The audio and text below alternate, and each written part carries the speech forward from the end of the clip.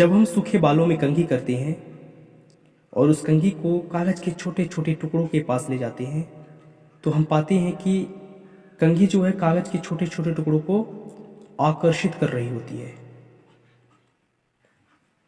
ऐसा एक्सपेरिमेंट हम सभी ने बचपन में बहुत सारा कर रखा है, लेकिन हमारे लिए सिर्फ ये एक एंटरटेनमेंट का विषय होता है।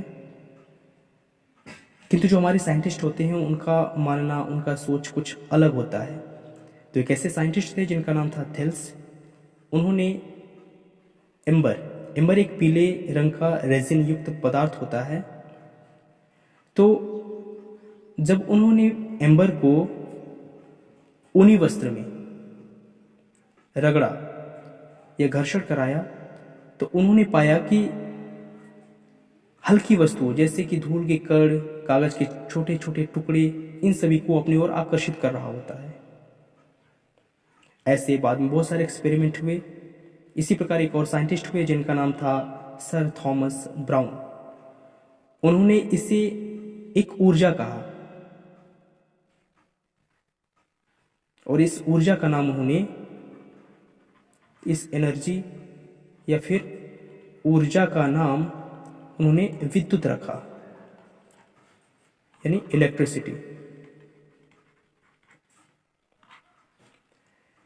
यानी विद्युत ऊर्जा का एक ऐसा रूप होता है जिसके कारण किसी पदार्थ में हल्की वस्तुओं को आकर्षित करने का गुण उत्पन्न हो जाता है। एंड यह जो विद्युत होता है घर्षण की वजह से उत्पन्न होता है, इसलिए इसको घर्षण विद्युत कहा जाता है। ओके। और जिस वस्तु में यह प्रॉपर्टी उत्पन्न होता है उसको आवेशित वस्तु या फिर इलेक्ट्रिफाइड कहा जाता है। अब कोई भी वस्तु आवेशित है या फिर विद्युतमय है, हम कब कह सकते हैं? जब उसके अंदर क्या हो? आवेश हो।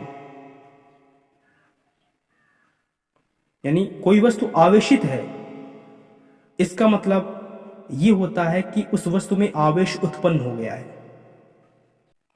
अगला टॉपिक हम देखेंगे आवेशों के प्रकार।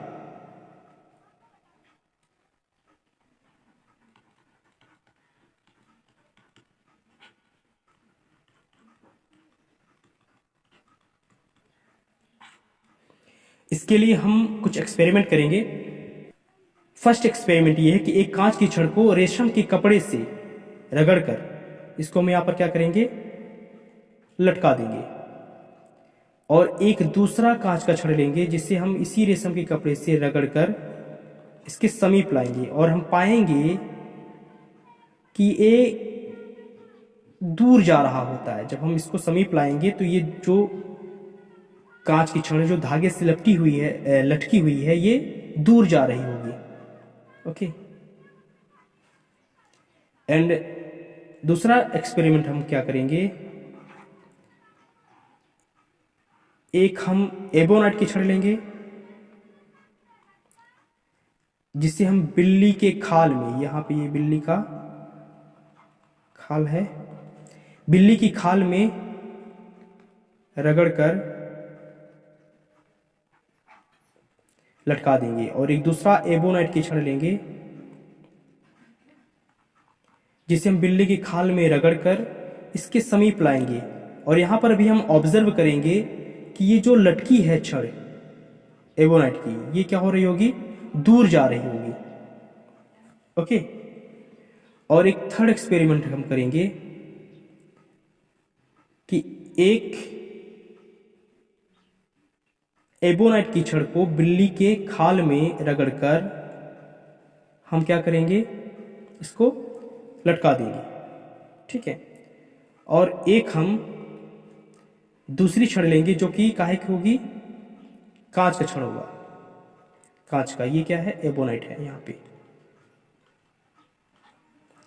और जब इन दोनों को हम क्या करेंगे? एक दूसरे के समीप लाएंगे तो यहाँ पाएंगे कि ये एक दूसरे को क्या कर रहे हैं, अट्रैक्ट कर रहे हैं, यानी जो वस्तु है वो, जो एबोनेट की छड़ है वो कांच की छड़ की ओर अट्रैक्ट हो रही होगी, आकर्षित हो रही होगी। तो यहां पर तीनों एक्सपेरिमेंट से हम ये निष्कर्ष निकालते हैं कि कांच की छड़ जो है इस पर एक अलग प्रकार का चार्ज उत्पन्न हो रहा है, किंतु जो एबोनाइट की छड़ है इस पे कांच की छड़ से कुछ अलग टाइप का चार्ज उत्पन्न हो रहा है, जब तो दोनों में अलग अलग प्रकार की प्रॉपर्टी है। इन एक्सपेरिमेंट से यह निष्कर्ष निकला कि जब हम कांच की छड़ के पास, यानी रेशम से रगड़ा हुआ कांच के छड़ के पास कांच की छड़ को लाते हैं तो ये क्या हो रहा है, दूर जा रहा है, यानी प्रतिकर्षित कर रहा है, प्रतिकर्षित हो रहा है। सिमिलरली जब एबोनाइट की छड़ के पास लाते हैं तो ये सिमिलरली क्या हो रहा है, प्रतिकर्षित हो रहा है। किंतु जब कांच की छड़ के पास हम एबोनाइट की छड़ को ला रहे हैं तो क्या हो रहा है, अट्रैक्ट हो रहा है, यानी आकर्षित हो रहा है। यानी कहने का मतलब कि जो भी हो ये चार्ज दो प्रकार के होंगे, है ना, जिसमें से एक में आकर्षण का गुण है, एक में प्रतिकर्षण का गुण है।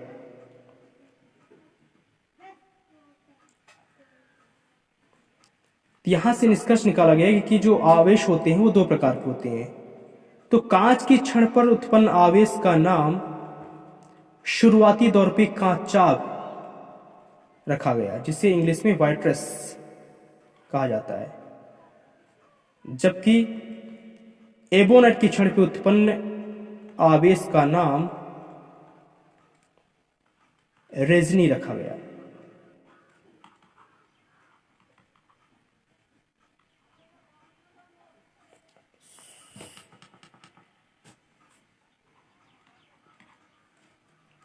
ओके, बाद में हमारे एक वैज्ञानिक हुए जिनका नाम था बेंजामिन फ्रैंकलिन।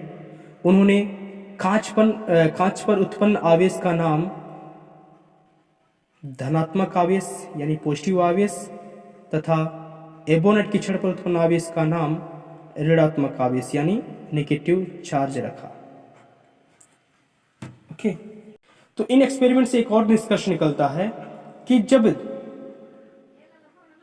धन आवेश के पास लाते हैं तो एक दूसरे को क्या करते हैं, ये रिपेल करते हैं यानी प्रतिकर्षित करते हैं।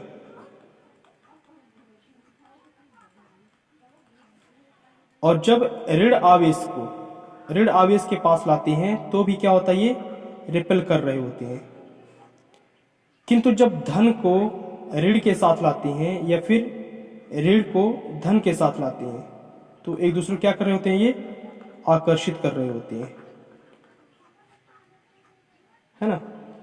तो इस प्रकार से हम कह सकते हैं कि सजातीय आवेश का मतलब होता है एक जैसे आवेश, है ना। सजातीय आवेश इस धन प्लस प्लस हो गया या माइनस माइनस हो गया। सजातीय आवेश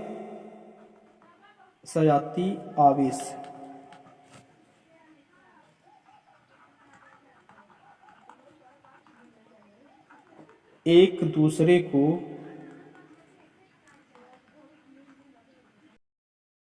प्रतिकर्षित करते हैं, जबकि जो विजातीय आवेश का मतलब होता है दो विभिन्न प्रकार के आवेश, लाइक माइनस प्लस, है ना। तो विजातीय आवेश जो होते हैं वो एक दूसरे को क्या करते हैं, आकर्षित करते हैं। अब हम देखेंगे कुछ हमारे पास डेटा है कि जब भी किन्हीं दो वस्तुओं को आपस में रगड़ा जाता है तो किस वस्तु में कौन सा चार्ज उत्पन्न होता है। तो यहाँ पे हम लिखते हैं पॉजिटिव आवेश, यहाँ पे लिखते हैं नेगेटिव आवेश। तो जब कांच की छड़ को रेशम के कपड़े के साथ अगर हम रगड़ते हैं तो रेशम के कपड़ा में नेगेटिव चार्ज आएगा और कांच की छड़ पे पॉजिटिव चार्ज आएगा। किंतु जब हम ऊनी कपड़े को एबोनाइट कीचड़ हो गया या फिर एम्बर हो गया, जैसे कि मैंने शुरुआत में जिक्र किया था, एम्बर हो गया, इनके साथ रगड़ेंगे, इनके साथ घर्षण कराएंगे, इनको आपस में रगड़ेंगे, तो इन चीज़ों में आएगा नेगेटिव चार्ज और इसमें ऊनी कपड़ा जो होगा उसमें आएगा पॉजिटिव चार्ज, है ना। जब कोई ऊनी कोट है, जैसे, है ना, ऊनी कोट है, तो इसको जब हम रगड़ेंगे किसके साथ, प्लास्टिक की किसी वस्तु के साथ, तो प्लास्टिक की वस्तु पे आएगा नेगेटिव चार्ज और ऊनी कोट पर आएगा क्या, पॉजिटिव चार्ज, है ना। तो इस प्रकार से कुछ डेटा है जिसको आपको ध्यान में रखना है कि किन वस्तुओं को रगड़ने पर कौन सा चार्ज उत्पन्न होता है। ओके, आगे क्लास नेक्स्ट वीडियो में देखेंगे। So thank you so much.